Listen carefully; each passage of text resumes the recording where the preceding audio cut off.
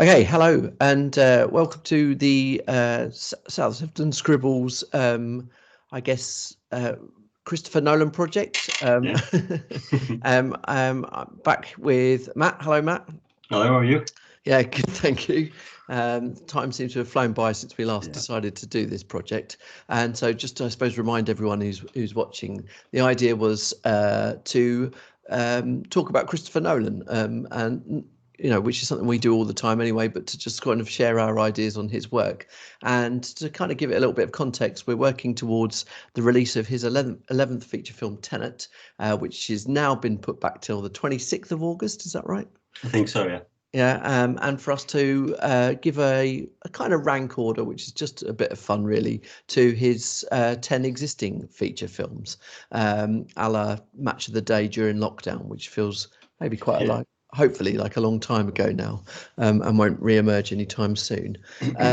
So this video is a very quick one, just to see our order from 10th place to 6th place, and then what will follow that will be 5 vlogs over the next few days or week or so, and reviewing each of the films and sharing our own ideas and thoughts on the movies as well, because these are all films that we love. So without further ado, what I'll do is I'll stick the filmography back up just to remind ourselves of the movies that he has made, starting from the following in 1998, right up to Dunkirk in 2017. As I said, Tenet is released on later this year, or later this month, I should say.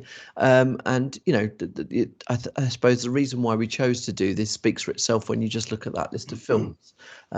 Absolute incredible canon of movies. Anyone would be sort of happy to have any of those on their CV, and this is one guy who's made all of them. So I guess what we'll do then, Matt, if you want to start with yours, do you want to show us then your 10 to 6 order that you've put them in? Yep, so I'll just start with number 10. And I've gone with the following for number 10. Can you see that, by the way? Yep, that's sorry. For me. So, okay. Yeah, so I've gone following for number 10. And the reason I've put that at number 10 is where I expect anyone ranking his films to put that at number 10 because it is his first feature film. He describes himself as not a low budget, but a no budget film. And he sort of shot it at weekends using his own money with his friends. And I think that shouldn't take away from the film. It's a very interesting film and very engaging. But when you look at it within the canon or oeuvre of his work, it's clearly more of an experimental piece. So I think it's very interesting, but it's definitely number 10 on my list. Yep. Okay. After that, I'll just get the next one up. Where are we? This does feel a little bit like Top of the Pops for some of our older viewers. Yeah, I should say as I load this as well. If anyone disagrees, please put a comment in the comment section below, but also understand that we're not, as far as I'm concerned, I'm not ranking is technically best features. It's my preference, and it's same for you. I think that the reasons why we put them where they are will come part of that conversation, because it's inevitably going to cause disagreement. It's fascinating to see how we'll compare between ourselves, but of course we've talked, I think, in the introductory video, that kind of heart over head is a big decision in this. Okay. I think I've really gone with my heart on this one, and as you said, we talk about it quite a lot, so I'm just as interested to see how similar or different our lists are. Okay, so here's my number 9. Let's go for number 9. And I've gone with Insomnia. Okay, this was his third feature from 2002. And we'll talk more about the reasons later on, but that's number 9. Okay, at number 8. So let's get the picture. Still figuring this out. Here we go. Sorry. This may be the first. I don't know if it's a surprise, but it's sort of. I didn't expect this to be on this position in the list, but I've gone for Batman Begins at number 8. Okay, that's interesting. So this is the first of the Dark Knight trilogy, and really the film that kind of put his name on a more mainstream map, shall we say, or certainly raised the awareness outside of the critical cinema, I suppose. But it was the film that followed Insomnia, which is interesting as well. Yeah. Okay. And I think it's also the first film that brought us Nolan to more of a household name, because before that he was building up. Okay, next again, I was surprised about this, where this sits on my list. But here we go, number 7. I've gone for Inception. Okay. Here we go. That's a very cool poster for Inception as well. Yeah, it's great. I had to include it. The obviously Vertigo connection. Yeah, definitely.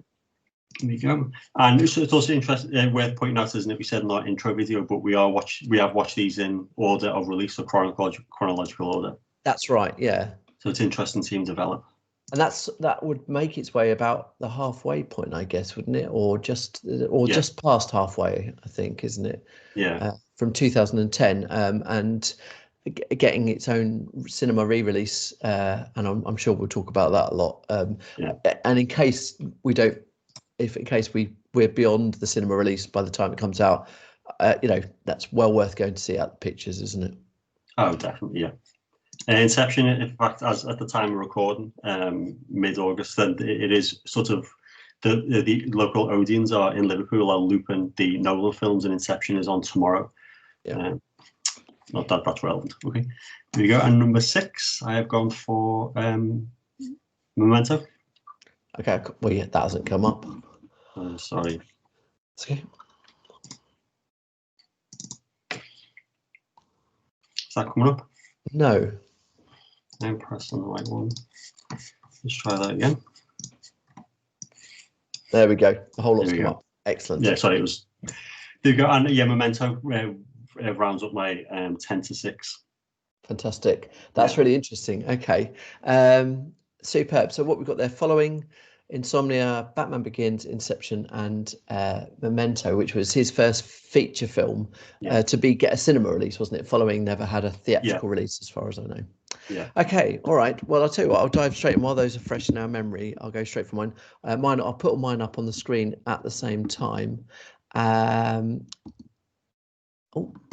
no, that's just the filmography again, isn't it? Oh no, can you see it? Yeah, 10-6.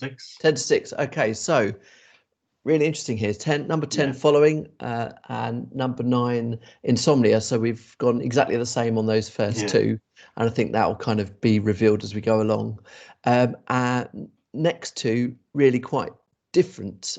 Neither of my next two make an appearance in your 10-6, and that's Dunkirk, his most recent feature film, and Interstellar, the film that immediately followed the Dark Knight trilogy.